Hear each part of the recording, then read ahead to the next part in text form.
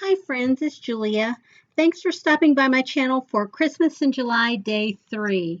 You can see here I've cut into my pattern paper pack that I added for this little mini kit that I started with, and I'm just going through and choosing pattern papers to go along with some cardstock. And as you can see, I choose what I'm going to work with, and then I kind of put everything else over to the side and start from there. Today's process may be a little bit more. I'm probably using a sketch from like one of the blog postings from Christy Marcotte off of her Christmas paper pad selections.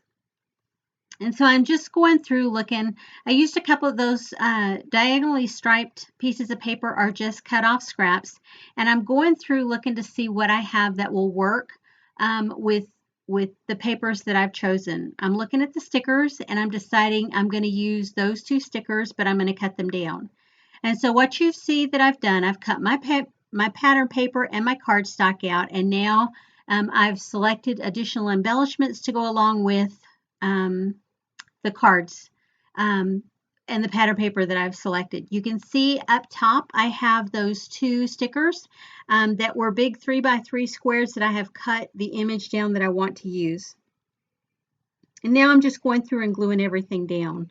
I've tried to cut this process down a little bit. Some of my videos will be a little bit longer than others, some shorter. You know, it's just all dependent on how much time I had at the moment to scrapbook to make these cards. I have recorded the videos that I have created Christmas in July for. I have made most of them after work. And so by the time I get home from work, cook dinner, get the stuff done that I need to get done around the house, and then start scrapbooking or card making, you know, my time is kind of limited. So 2 cards a night is on average about what I was making. And so here again, I'm making 2 cards. I am following the same format for both cards. Nothing fancy, no rocket science here. I feel like there's tons and tons of sketches out there and people showing how they use them, that the inspiration is there for me, and I'm going to take it and use it, run with it. That doily is actually a piece that I had in my generic scrap stash that I added in when I created these mini kits that I'm using. I first created the larger kit of all the generic supplies, meaning the paper, the sticker, or mostly paper. There were some stickers, cut aparts, leftover bits and pieces that I have stamped, leftover pieces that I have die cut, all the embellishments you see up at the top, the sequins, the paper clips, those are all things that, you know, I felt like could be used on multiple cards, not just one set. And so everything that was for the one set of cards, I put it in the little mini kit bags, and I'll have a link to that down below to show what was in the generic supplies as well as what was in each mini kit. So have a look-see if you like. So you can see here, I'm just going through, I'm following the sketch. And if you've been over on Christy Marcotte's blog or even watched her YouTube channel and any of the videos that she creates there, you'll see she uses a number of sketches consistently over and over again. So I chose several of hers that I really, really enjoy and really like, and I will use them multiple times. I tried to keep it fresh, but I'm okay with creating multiple cards using the same sketch. I'm okay with that. So here, I pulled those little, the tags out of, I can't remember, that one I believe was part of the cut aparts. And I'm just going through there and cutting some scrap ribbon that I had added in, just making just a simple knot on there. Just to dress that up some. Nothing fancy. But I believe that tag was part of the cut aparts that I initially started with. My scissors, I'm having a problem. I don't know what I used to cut with, cut out here in the last 6 months or so. I have a notch in the blade, and it, like when I go to cut ribbon, I'm having a hard time with it. So I'm probably going to end up having to take those into have them worked on by someone who's a pro at sharpening scissors. There's a guy who comes to my Joann's store, I think every other Saturday. I just need to find out which Saturday and run my stuff over to him and take care of it that way. You can see I'm using that wood veneer on top of that sticker that I've added on.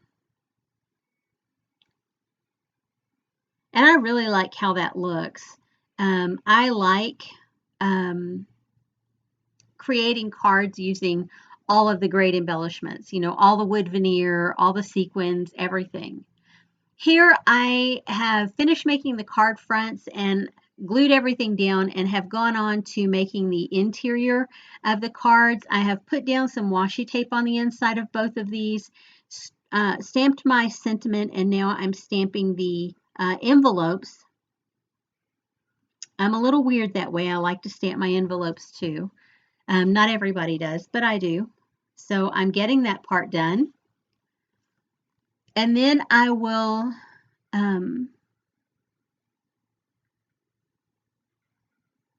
set those aside and pull my cards back out so that I can add my card fronts to the card bases.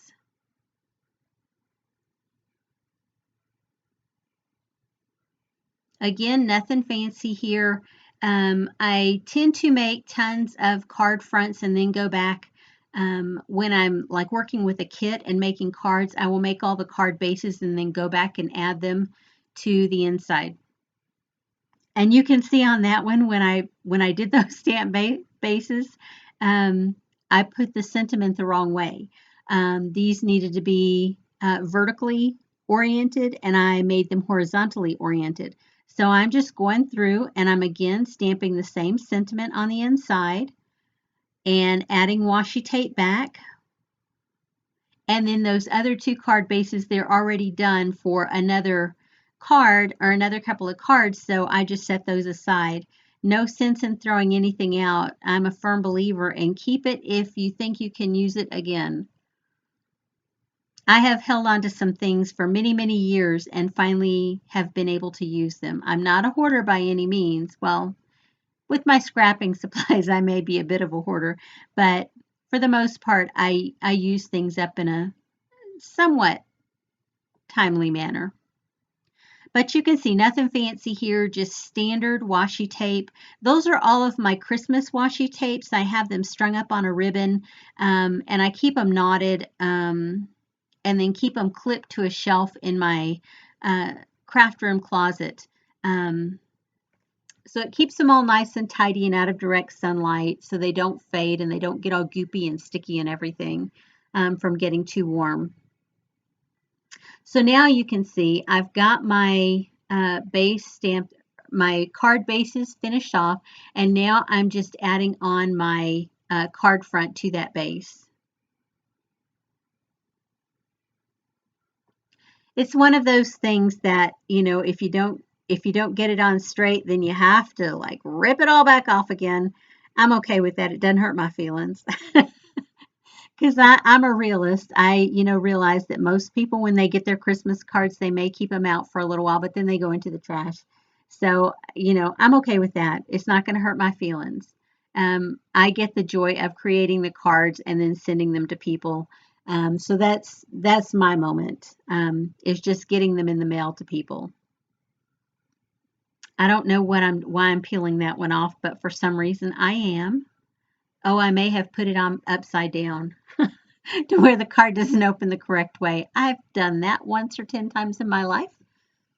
Anyway, this is the end of my video. Thanks, friends, for sticking around and watching this series. I hope you will come back for more cards every day in July. I plan to make card videos, so I hope you stick around. I hope you come back. And I hope I inspire you to get into your stash and create a few little mistakes if you like. Kind of like what I just did here. But I really do. I hope you're inspired to create something out of your stash, whether it be cards, scrapbook layouts, whatever craft you might be involved in. I hope this inspires you to get into your rooms or into your stash and get it used up. Anyway, thanks for sticking around today, guys, and I will see you guys on the next video. Have a great day, everyone. Bye-bye.